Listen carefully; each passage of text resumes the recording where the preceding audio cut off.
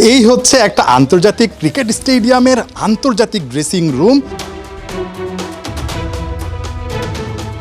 দেখেন এই হচ্ছে শেডগুলো ঝুলে ঝুলে পড়ছে, ভেঙে একাকার অবস্থা। কোনো একটা ঝড়ে এটা ভেঙে গিয়েছিল, তারপর থেকে একই অবস্থায় আছে। আপনি চাইলে ছুঁতে পারবেন, টানতে পারবেন, ঝুলতেও পারবেন, কোনো সমস্যা নেই।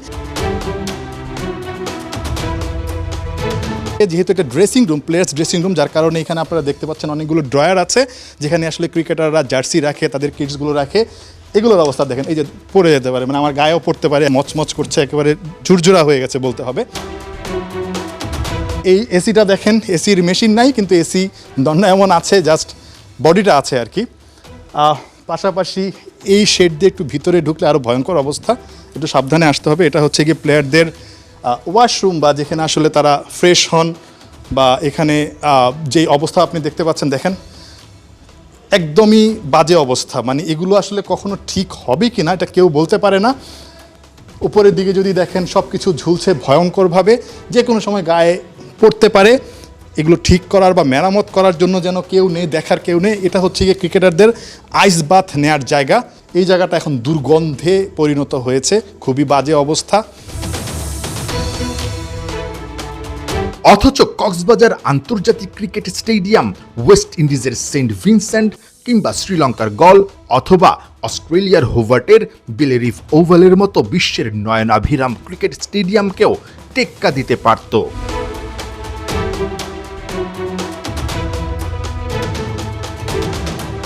কিন্তু বাস্তবতা কতটা করুণ একটাবার দেখুন।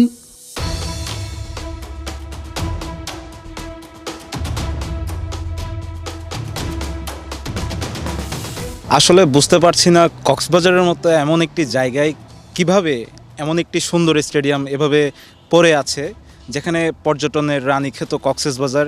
এখানে এই স্টেডিয়ামের মাধ্যমে কিন্তু পর্যটন খাতকে আরও ভালোভাবে আমরা বিশ্বের কাছে রিপ্রেজেন্ট করতে পারতাম। দাবি করছি অচিরেই যাতে আন্তর্জাতিক মানসম্পন্ন করে স্টেডিয়ামটাকে বানিয়ে আমাদেরকে যাতে আন্তর্জাতিক ম্যাচগুলো এখানে বিচের পাশে বসে উপভোগ করার সুযোগ করে দেয়। ওয়েস্ট ইন্ডিজের মাঠে খেলেছেন, শ্রীলঙ্কায় খেলেছেন, পাশেই বিচ, দারুণ একটা আবহ, বাতাস আসে, বা দর্শকরা বসে, টিভিতে যখন দেখানো হয়, টপ শট যখন দেখানো হয়, কি দারুণ লাগে দেখতে। মানে আপনি অ্যাজ এ ক্রিকেটার, সাবেক ক্রিকেটার, সাবেক ক্যাপ্টেন বা বোর্ডের বর্তমান পরিচালক হিসেবে কী ধরনের স্টেডিয়ামের স্বপ্ন দেখেন কক্সবাজার নিয়ে? নাইন ভাই, আপনি জাস্ট ইমাজিন করেন যে কক্সবাজারে গেল মানুষ, হয়তো ওখানে একটা টেস্ট ম্যাচ আছে, অথবা হয়তো ওয়ান ডে বা টি-20 ম্যাচ আছে, এবং ওইখানে যদি খেলাও দেখবো, সাথে বিচও দেখবো, সুন্দর একটা রিক্রিয়েশন ফ্যামিলি নিয়ে যাবো। ওয়েস্ট ইন্ডিজে কিন্তু মানুষ যেতেই চায় শুধুমাত্র এই কারণে, তো রিক্রিয়েশনের জন্য যাবো, খেলা দেখবো, এবং এত সুন্দর একটা এনভায়রনমেন্ট থাকবে যে মানুষ যেন পুরো ম্যাক্সিমাম 3 দিন থাকলে বা 4 দিন থাকলে পুরো সময়টাকে যেন সুন্দরভাবে ইউজ করে। তো আমি মনে করি কক্সবাজারকে একদম ঢেলে সাজাতে হবে, যেন মানুষ কক্সবাজারকে কেন্দ্র করে হয়তো 3 দিন 5 দিন 7 দিনের জন্য যেন স্টে করে খেলা দেখবো, সাথে পুরো সময়টাকে ভালো স্পেন্ড করবো, মেমোরির মধ্যে দিতে থাকবে। দায়িত্ব পাবার পর শুক্রবার প্রথমবারের মতো কক্সবাজার যাচ্ছেন ক্রীড়া প্রতিমন্ত্রী আমিনুল হক। যদিও উদ্দেশ্য ভিন্ন, তবে নিজ চোখে দেখতে যাবেন কক্সবাজার আন্তর্জাতিক স্টেডিয়ামের করুণ দৃশ্য। গত এক যুগে সবাই হতাশ করেছেন। বিশ্বের দীর্ঘতম সমুদ্র সৈকত ঘিরে থাকা অপার সম্ভাবনার এই আন্তর্জাতিক স্টেডিয়াম নিয়ে এবার কি কোনো সুখবর দিতে পারবেন ক্রীড়াঙ্গনের নতুন অভিভাবক? নাহিয়ান বিন জসিম, ৭১।